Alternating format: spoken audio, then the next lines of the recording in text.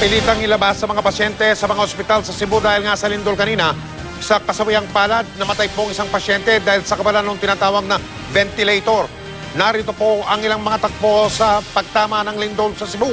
Nakatutok si Vic Serna ng GMA Cebu.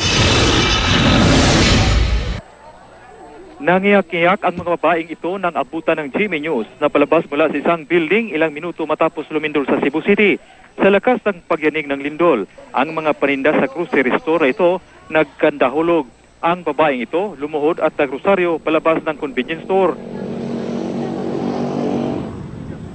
Ang mga pasyente naman sa Cebu Doctors Hospital naabutan na namin sa daan. Doon na sila nilalapatan ng lunas. Relax man lang po. Dagan naman may pagawas. Ang dayuhang ito na walang suot pang itaas, lumabas na rin sa kalsada kahit walang sinilas. Ang isa pang banyagang ito sa lansangan na rin kinuuna ng presyon. Ang mga medical personnel sa lapag na lang isinalansan ang mga gamot. Sa Cebu City Medical Center, inilabas din ang mga pasyente.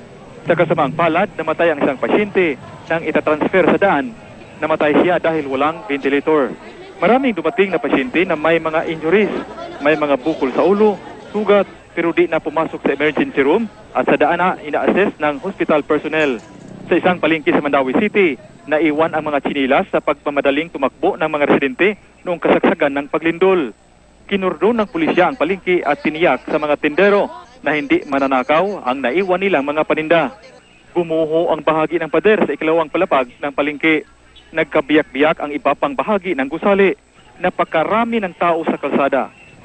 Sa labas ng IT Park, naglalabasan din ang libon-libong mga takot na empleyado ng call center. Napilitan ang mga empleyado na evacuate ang mga high-risk building kung saan sila nagtatrabaho. Anila, mas malakas daw ang lindol na ito kumpara noong nakaraang 2 taon. Nagkalat din sa mga bubog at mga simento mula sa isang glass building sa paligid ng IT Park. Buti na lang walang nasugatan. Parang latang napipirin ang 2 gusali na ito. Ang Cebu Budget Builders, isang 3-story building na may hardware store. Isang lula at 8 buwan na baby ang nirescue dito at ang restaurant ng Antonio's Place. Mula dito sa Cebu, Vic Serna, nakatutok 24 oras.